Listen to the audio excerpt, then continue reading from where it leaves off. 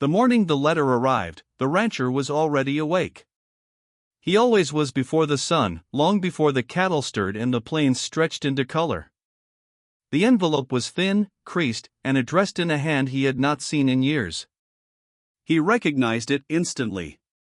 His sister's writing. The same careful curves she had practiced as a girl at the kitchen table, dreaming of a life far beyond the dust and fences of their childhood. He stood there for a long moment, the letter trembling slightly between his fingers, as memories he had buried deep began to rise like ghosts. Her name was Clara, and she had left the ranch 7 years earlier with a suitcase full of hope and a promise to write every week. For the first few months, letters came often, stories of the city, of work at a diner, of bright lights and possibilities. Then the letters grew fewer. Then they stopped altogether. When he tried to find her, the addresses led nowhere, and the people he contacted shrugged or offered sympathy without answers. Eventually, he told himself she had chosen a new life and wanted no reminders of the old one. That lie helped him sleep at night. Now, years later, her letter had found him. He opened it slowly, his rough hands suddenly unsure. The words inside were uneven, the ink smudged in places as if tears had fallen onto the page. Clara wrote of betrayal, of a man who had promised marriage and then disappeared the moment he learned she was pregnant. She wrote of being turned away from jobs and rooms once her condition became visible, of sleeping in cold boarding houses and warmer doorways, of shame so heavy it felt like a second body pressing down on her. And finally, she wrote of fear. She was sick. She did not know how long she had. And she did not know where else to turn. By the time he reached the end of the letter, the rancher's jaw was tight, his eyes burning. There was no hesitation, no anger at her for leaving, no questions that needed answers. Only one thought mattered: she was his sister, and she was coming home.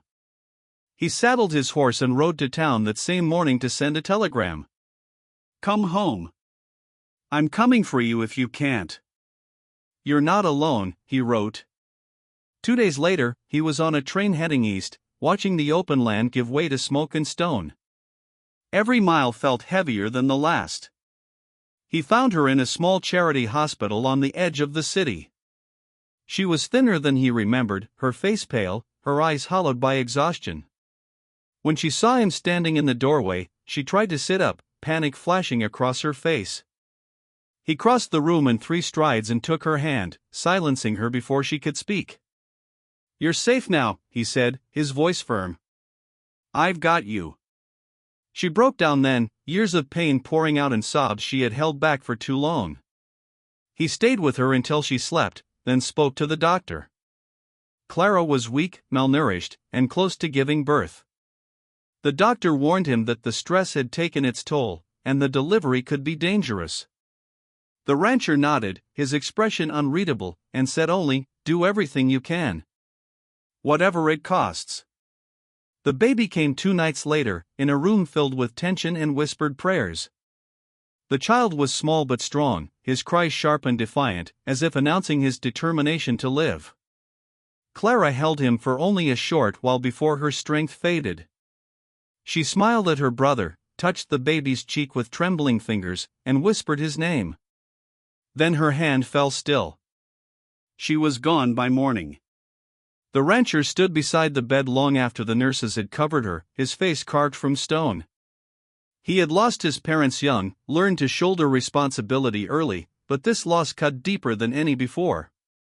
His sister had trusted him with her last hope, and now all that remained of her was a tiny child sleeping in a bassinet nearby. He walked over, looked down at the infant's peaceful face, and felt something shift inside him. On the birth records, there was a blank space where the father's name should be. When the clerk asked him what to write, the rancher did not pause. He gave his own name. He brought the child home to the ranch a week later. The townsfolk were surprised to see him return with a baby in his arms and grief etched into his posture. Whispers spread quickly. Some said the child was his, others speculated about scandal, but he did not correct them. He hired a nurse to help at first, but it was clear from the beginning that he intended to raise the boy himself. He named him Samuel. life on the ranch changed overnight. Mornings now began not only with the lowing of cattle but with a baby's cry. The rancher learned to hold bottles as confidently as reins, to rock Samuel to sleep after long days of work. He would come in from the fields, dust clinging to his clothes, and lift the child high into the air, earning delighted laughter that echoed through the house. As Samuel grew, he followed the rancher everywhere, small boots kicking up dirt as he tried to keep pace. He learned to ride almost as soon as he could walk, sitting in front of the saddle, gripping his uncle's coat. At night, the rancher would tell him stories by the fire, stories of courage, kindness, and standing by family no matter the cost. He never spoke of Clara's suffering, only of her laughter and her dreams, keeping her memory alive in gentle ways. The town watched as the years passed. They saw a man who could have chosen an easier path instead choose devotion. They saw Samuel grow strong and confident, carrying the rancher's name with pride. If there were moments when the rancher wondered whether he should tell the boy the truth, he kept those doubts to himself. In his heart, Samuel was his son in every way that mattered. When Samuel was 12, an unfamiliar man arrived in town. He was well-dressed, his eyes restless, his questions careful. It did not take long for rumors to reach the rancher. A man asking about Clara. About a child born years ago. The rancher felt a cold calm settle over him as he listened. The stranger eventually came to the ranch, hat in hand, claiming regret and a desire to make amends. He said he had been young and afraid, that he had made mistakes he wanted to correct. He spoke of blood and rights, of wanting to know his son. The rancher listened without interruption, his face unreadable. When the man finished, the rancher spoke quietly. He told him of Clara's death, of the nights she had gone hungry, of the years he had spent raising Samuel. He told him that a name meant nothing without responsibility, and blood meant little without sacrifice. Then he made his position clear. Samuel was his son, and no one who had abandoned Clara would ever claim him. The man left that same day. Samuel learned pieces of the truth gradually, as he grew old enough to understand. The rancher sat with him one evening and told him about Clara, about her courage, her mistakes, and her love. He told him that being a father was not about where you came from, but about who stood beside you when the world turned away. Samuel listened quietly, then hugged him, holding on longer than usual. "You're my dad," he said simply. The years moved on, marked by seasons and milestones. Samuel became a man, taking on more responsibility at the ranch, showing the same steady strength as the one who raised him. When he married, he asked the rancher to stand beside him, not as an uncle, but as a father. When his own child was born, he named the baby Clara, honoring the woman whose story had shaped them all.